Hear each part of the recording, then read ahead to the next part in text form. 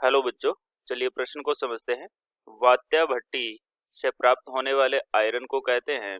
विकल्प है स्टील, ढलवा लोहा, पिटवा लोहा या कच्चा लोहा। इनमें से हमें पूछा गया है कि वात्या भट्टी से प्राप्त होने वाले जो आयरन होता है उसको हम क्या कहते हैं। ठीक है, हमारे पास इस प्रश्न की मुख्य अवधारणा देखते हैं। मुख्य अवधारणा में हम देखते हैं कि धातुओं का निष्कर्षण जब किया जाता है, धातुओं का निष्कर्षण करते समय हमें उसको अलग अलग पदों से या अलग अलग चरणों से गुजारना पड़ता है। जैसे अयस्कों का सांद्रण, उसके बाद अपचयन और फिर शोधन। ठीक है, तो हमारे पास जो अपचयन की विधि होती है उसके अंदर हम पदार्थों का या ऑक्साइड अयस्कों का अपचयन करवाते हैं कार्बन के साथ में या अन्य पदार्थों के साथ में। ठीक, ऐसे ही हमारे पास जो प्रश्न दिया है उसमें वात्या भट्टी के अंदर, और ये भट्टियों के अंदर होता है, अपचयन जो होता है वो किस में होता है, भट्टियों में होता है। हमें कहा है कि वात्या भट्टी के अंदर, वात्या भट्टी में प्राप्त होने वाले आयरन को क्या कहते हैं। तो वात्या भट्टी से जो प्राप्त आयरन होता है, वात्या भट्टी में हमारे पास 4 खंड होते हैं। पहला खंड होता है अपचयन खंड, अपचयन खंड। और इसमें अपचयन खंड में हमारा जो अयस्क होता है, कौन सा, कोई लोहे का, हम लोहे को आयरन को प्राप्त करना चाह रहे हैं तो इसका अयस्क ले लेते हैं, मान लो Fe2O3 है।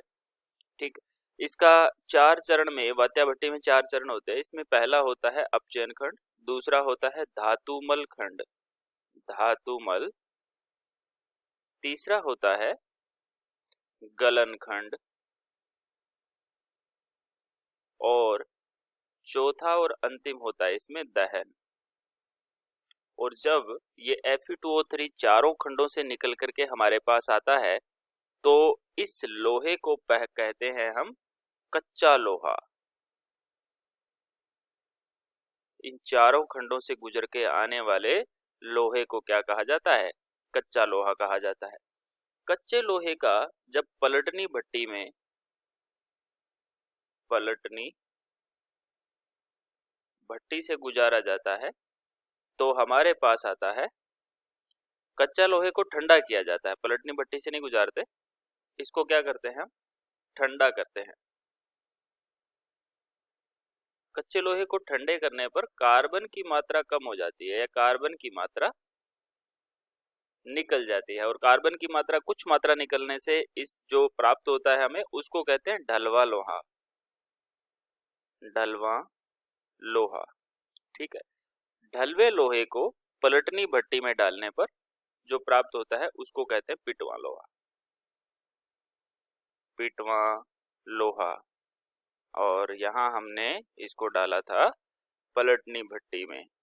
ठीक है, पिटवा लोहे को जब हम सीमेंटीकरण करते हैं, क्या करते हैं, सीमेंटीकरण, जब हम सीमेंटीकरण करते हैं इसका तो हमें इस्पात प्राप्त होता है, इस्पात या स्टील जिसको कहते हैं, इस्पात प्राप्त होता है।